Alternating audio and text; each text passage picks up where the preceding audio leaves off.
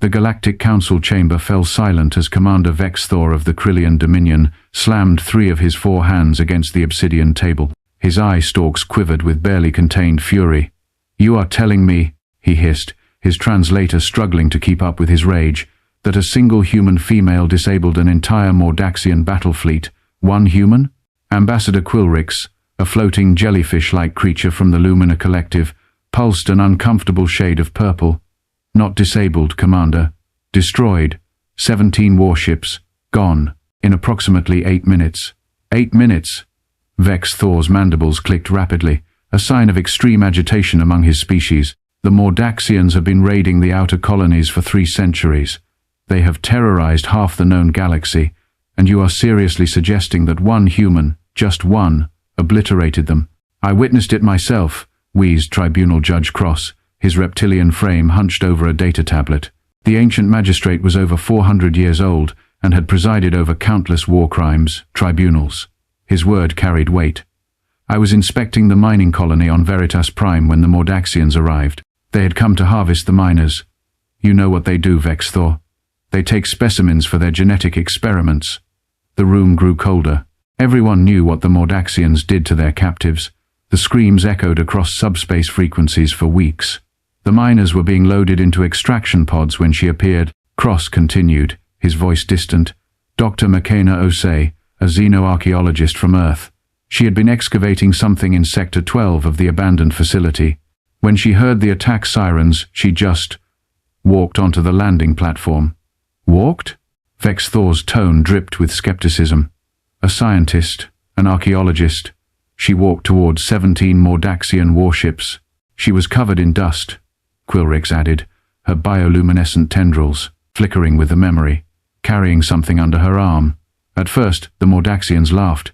Their warlord, Draxus the Render, he actually broadcast his amusement across all frequencies, called her a brave little mammal, said he would personally ensure her death lasted 3 months in his laboratory. Vex Thor leaned forward. And she spoke," Cross said flatly. "But not in Galactic Standard, not in any language registered in the Universal Database." "What language then?" "We ran it through every linguistic algorithm available," Quilrix pulsed nervously. "It took 6 hours. The language she spoke has been dead for over 40,000 Earth years. Extinct before humans even developed writing systems. Before they built cities, it was called Proto-Nostratic, a theoretical reconstruction that should not exist outside of academic speculation." Vex Thor felt a chill run through his exoskeleton. "That is impossible. How would a modern human know such a thing?" "That is the wrong question, Commander," Judge Cross interrupted. "The real question is, what did she wake up when she spoke it?" The holographic display activated above the table, showing grainy footage from the few surviving surveillance drones. The image quality was poor, damaged by electromagnetic interference, but clear enough to see what happened next. Dr. Makena Osei stood alone on the platform, small and insignificant against the backdrop of massive Mordaxian warships. She was human, average height for her species, with dark skin and hair pulled back in what humans called locks. Her excavation suit was torn in several places, and yes, she was absolutely covered in dust and grime. Under her left arm, she clutched what appeared to be a metal cylinder, roughly half a meter long, covered in symbols that seemed to shift and move, even in the static footage. She spoke again, those ancient dead syllables cutting through the chaos and screaming. Her voice carried an authority that made several council members unconsciously straighten in their seats despite watching a recording. The cylinder moved. No, not moved. Unfolded, transformed. Metal flowed like liquid mercury, segments expanding and reconfiguring with impossible precision. Within 3 seconds, what had been a simple cylinder became a towering figure, easily 4 meters tall, humanoid in shape but clearly mechanical. Its surface was a mix of metals that should not exist together, quantum-locked alloys that predated the formation of the Galactic Council by millennia. Symbols blazed across its chassis, the same flowing script that covered ancient human ruins on a dozen dead worlds.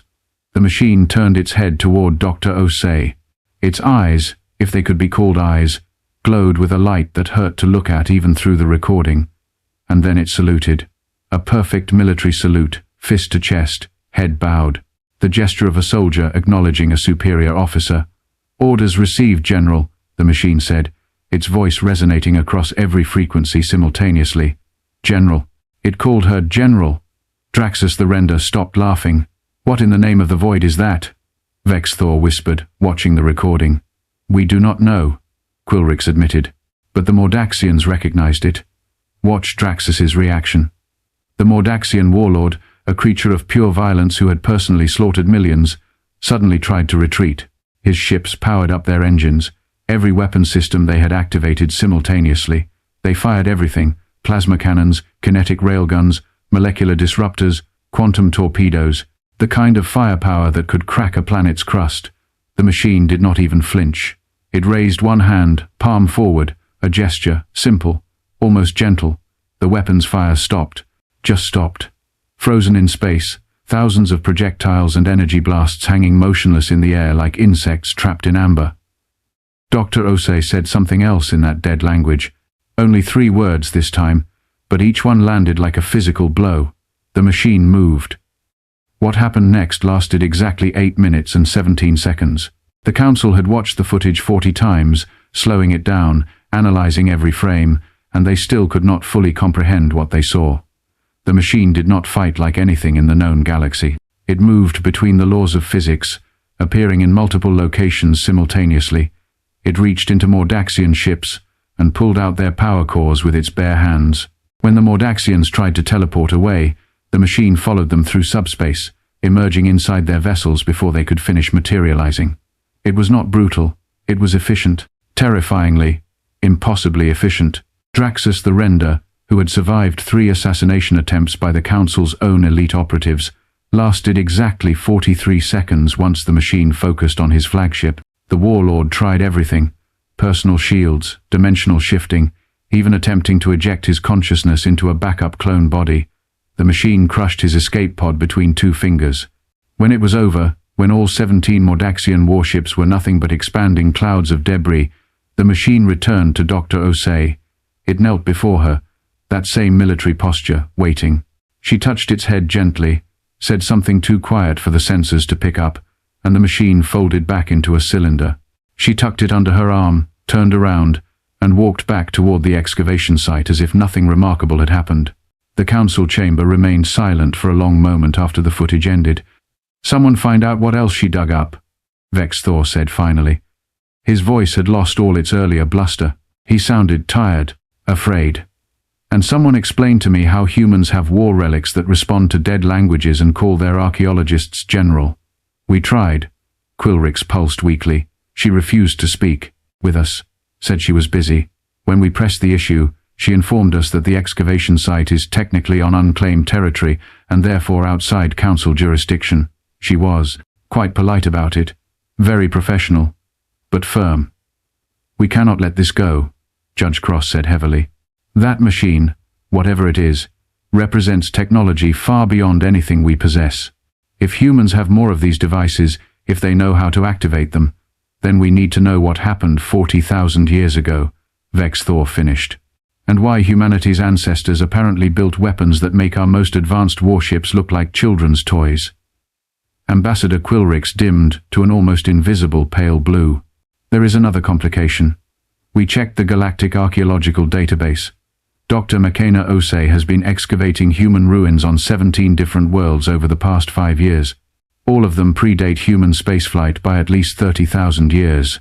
All of them located in regions that should have been impossible for primitive humans to reach. Suggesting what? Suggesting that humans were not always primitive. Suggesting that somewhere in their distant past, they were something else entirely. Something that spread across the stars long before any current council species achieved sentience. Something that built machines of war that still function after millennia of silence. Vexthor's eye stalks drooped. And this Dr. Osei knows how to wake them up. She knows more than that, Judge Cross said quietly. She commanded it.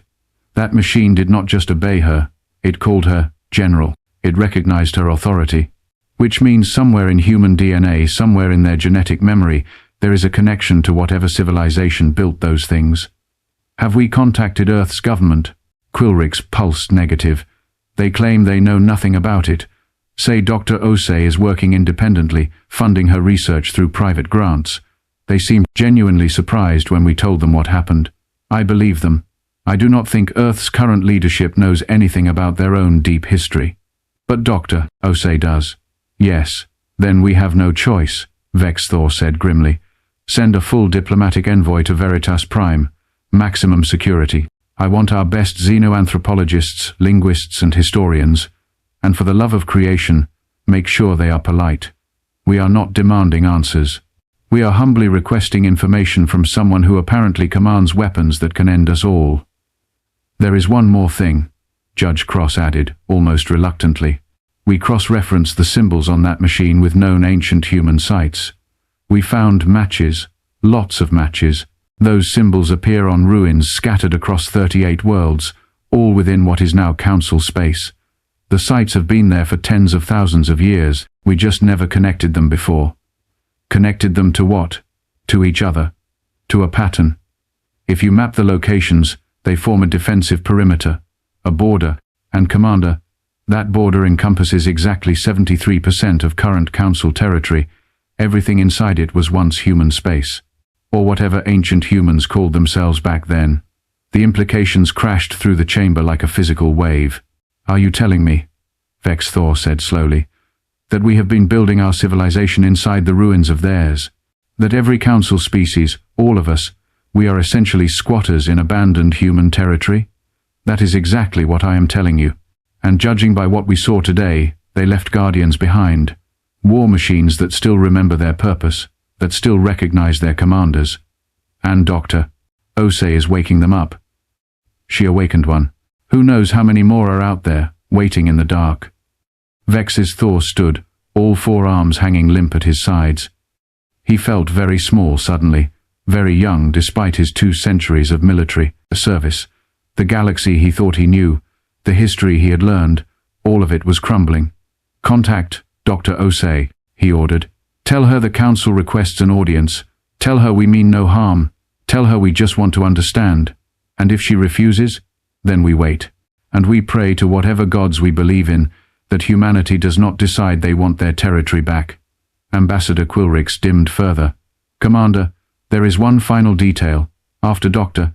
Osei returned to the excavation site, our long-range sensors detected something, a signal, broadcasting on a frequency we have never encountered before.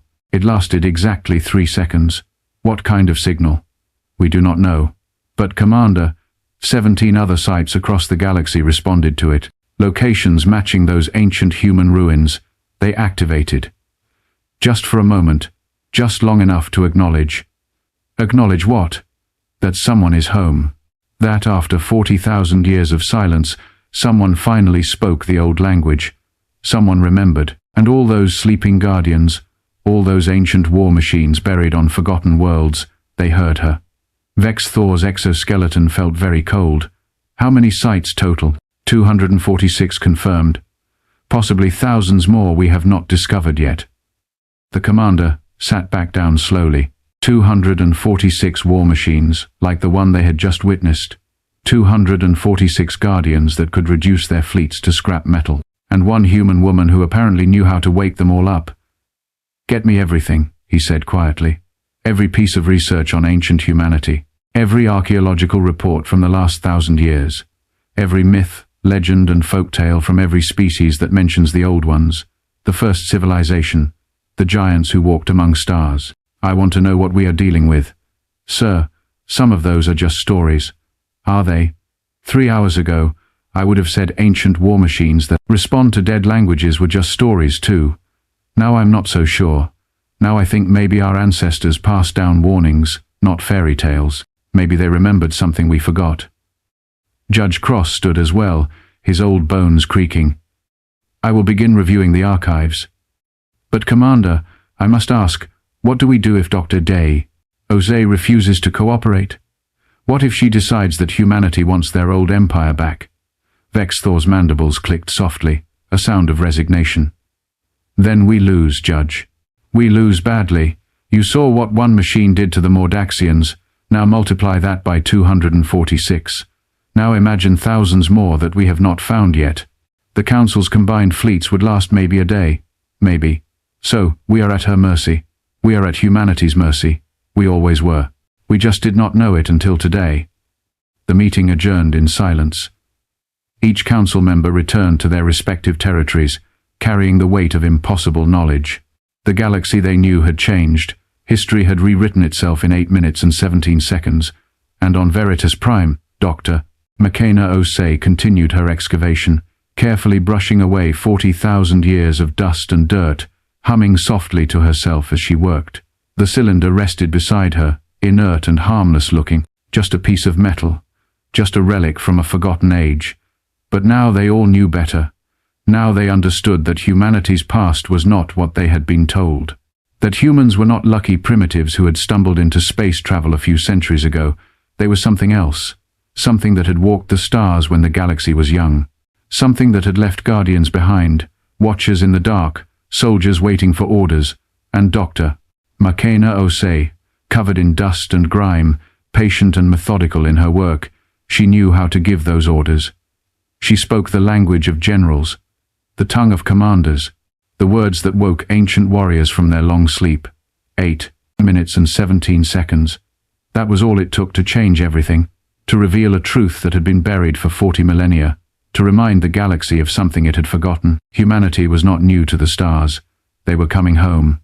Dr. Makena Osei wiped sweat from her forehead, leaving another streak of dirt across her face. The excavation pit had reached 30 meters deep now, exposing layers of construction that made absolutely no sense according to conventional archaeology. The metal beneath her boots hummed with a frequency just below human hearing, but she felt it in her bones. Recognition, anticipation. Her communication device chirped. Again, the council had been trying to reach her every hour for 3 days straight. She ignored it. Again. "They are persistent," said a voice behind her. Makena did not turn around. She had heard him approaching 10 minutes ago, his footsteps deliberately loud to avoid startling her, former military habit. "Hello, Marcus. I wondered when Earth would send someone." Captain Marcus Webb of the Terran Diplomatic Corps descended the ladder into the pit, his movements careful and measured. He was tall, broad-shouldered, with graying hair and the kind of scars that spoke of combat experience. His uniform was crisp despite the heat. Professional, unthreatening.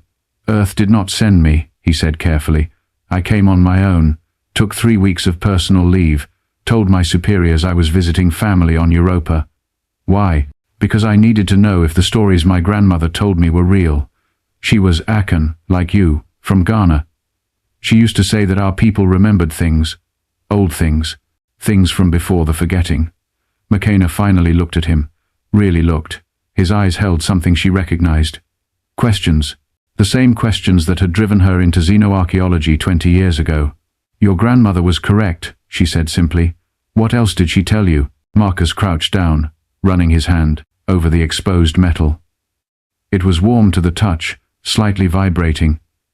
"She said our ancestors walked among stars when the world was young. That they built cities on 100 worlds. That they fought a war that lasted 10,000 years. That they won, but the cost was everything. Their civilization, their technology, their memory. She said they chose to forget, to start over, to become small and simple and safe." Also correct. Mostly. Makena returned to her careful excavation, using brushes and sonic tools to clear away sediment. The forgetting was not entirely voluntary, it was necessary. Survival mechanism. "I do not understand." "You will." She paused, then pointed to the cylinder resting near her equipment. "That Guardian you heard about. The one that destroyed the Mordaxian fleet. Its designation is Sentinel Unit 749. It has been dormant for 38,000 years, give or take a century. When I spoke the activation sequence, it recognized my genetic markers. My blood carries command authorization that was coded into human DNA before modern humans even existed." Marcus stared at the innocent-looking cylinder. "That thing killed 17 warships in 8 minutes. Actually, it was holding back considerably. Full combat capability would have reduced those ships to component atoms in approximately 90 seconds. It modulated its response to match threat level. Very polite for a weapon of mass destruction." "You are terrifyingly calm about this." Makena smiled without humor. "Captain Webb, I have spent 5 years activating these Guardians. 749 is the 18th I have found. Each one responds to me. Each one calls me General. And each one carries memories of what happened, what we were, what we became. How many more are there? Thousands, maybe tens of thousands, scattered across this entire spiral arm. My ancestors, our ancestors, they built an empire that would make the current Galactic Council look like a neighborhood association. We had technology that bent reality. We had ships that moved between dimensions. We had weapons that could sterilize solar systems. So what happened? Why did we forget? Makena set down her tools. This was the part that still made her chest tight, even after years of knowing the truth. We met something, out in the dark between galaxies. Something old, something hungry. It called itself the consuming thought.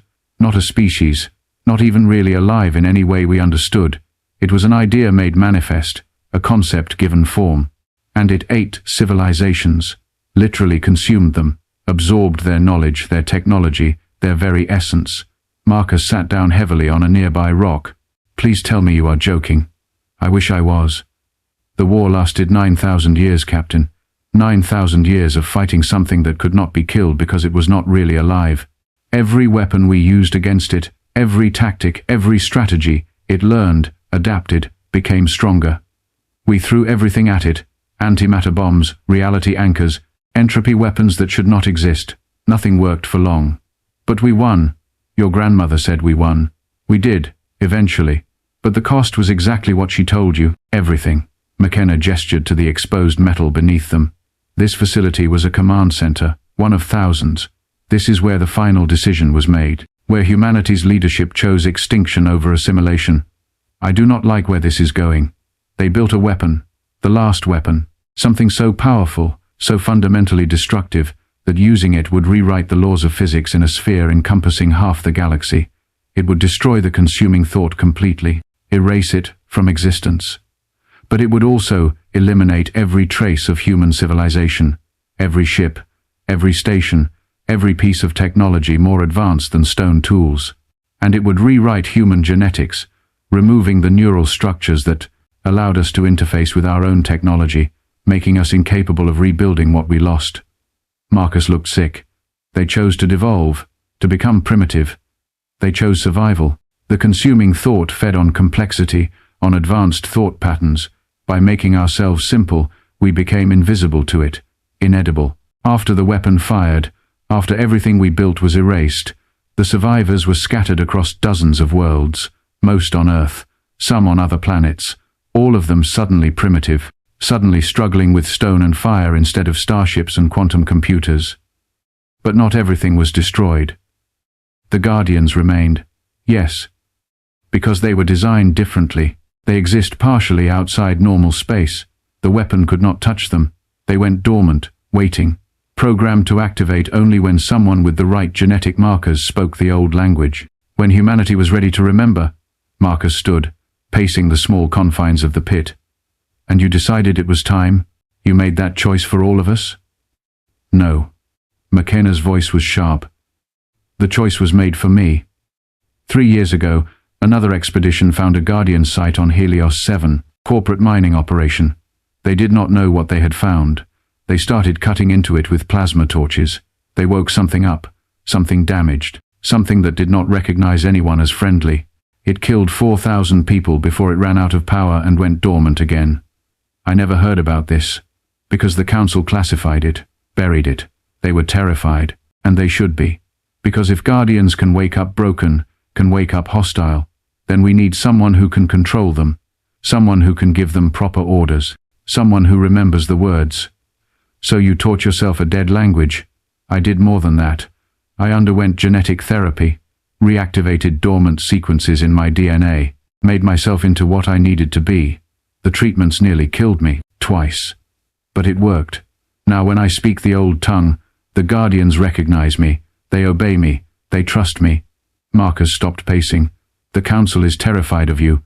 They think you are going to restart the war, reclaim human territory. I know. They are not entirely wrong to be afraid. Makena, please tell me you are not planning to start a galactic war. She laughed, short and bitter. Captain Webb, I am trying to prevent one. Because the consuming thought is not dead. The weapon pushed it back, wounded it, forced it into hibernation. But it still exists, out there in the dark between galaxies, and it is starting to wake up. The color drained from Marcus's face. How do you know? Because the Guardians know. They were designed to monitor for its return. For the past 15 years, they have been detecting anomalies, reality distortions, the same signatures that preceded the First War. Whatever timeline our ancestors bought us, it is running out. The consuming thought is coming back. And this time, humanity does not have 9,000 years of advanced civilization to throw at it. We have a few hundred years of primitive spaceflight and weapons that would barely scratch paint on one of our ancestors' warships. So, what do we do? Makena knelt down, placing both hands on the exposed metal beneath them. She spoke 3 words in that ancient dead language. The metal responded, patterns of light racing across its surface. A seam appeared, previously invisible, and a section of floor irised open. Beneath it, descending into darkness, was a staircase carved from that same impossible metal. "We remember," she said quietly. "We reclaim what was taken from us. Not territory, not empire, knowledge, technology, the tools our ancestors built to fight the unkillable. Because in approximately 70 years, give or take a decade, the consuming thought will reach the edge of this galaxy. And when it does, every species in the Council, every civilization that has grown up in the ruins of humanity's empire, they will all die, unless someone can stop it. And you think we can? I think we have to try. The Guardians are weapons, yes, but they are also libraries. Each one contains fragments of ancient human knowledge, enough to bootstrap our technology, enough to relearn what was forgotten. If I can activate enough of them, if I can access their data cores, I can give humanity back its heritage. Not all of it, maybe not even most of it, but enough." Marcus stared down into the darkness below. "How many have you activated?" 18. "I need at least 200 to compile a complete technical database, and we need to do it quietly. If the Council realizes what I am really doing, if they understand the threat that is coming, they will panic. They will try to stop me. Or worse, they will try to help and make everything infinitely more complicated." "So you are running a clandestine operation to save the galaxy without telling anyone why?" "Essentially, yes. That is insane." "Probably. But I do not have better options. Will you help me, Captain? Or will you report back to Earth and tell them to shut me down?" Marcus was quiet for a long moment, staring at the cylinder that had casually obliterated 17 Mordaxian warships. Then he looked at Makena, at her dirt-covered face and determined eyes. He thought about his grandmother's stories, about the old days, about ancestors who walked among stars. "What do you need?" he asked finally. "Access to 15 more sites, transportation that does not attract attention, and someone who can interface with Earth's government when the time comes, when we finally have to tell people the truth. I can do that. But Makena, when this gets out, and it will get out, there will be consequences. The Council will not simply let humanity rearm itself with ancient superweapons. Let them try to stop us. The consuming thought does not negotiate. It does not compromise. It consumes. Every species has 2 choices: fight or die. The Guardians give us a chance to fight. A small chance, but better than nothing." They descended the staircase together, lights activating automatically as they moved deeper into the facility. The walls were covered in those flowing symbols, the same script that marked every Guardian, command language, the tongue of generals. At the bottom, 30 meters below the surface, they found a chamber, vast, empty, waiting. In the center stood a pedestal, and on that pedestal rested another cylinder, larger than 749, more ornate, covered in symbols that seemed to shift and breathe. "This is what I came here for," Makena said softly. "Sentinel Prime, the first Guardian, the prototype from which all others were built. If I can activate this one, it can network with every other Guardian in the galaxy. Create a command structure, a proper military hierarchy. Is that safe, linking that many weapons together? Probably not. But safe stopped being an option 70 years ago when the consuming thought started waking up.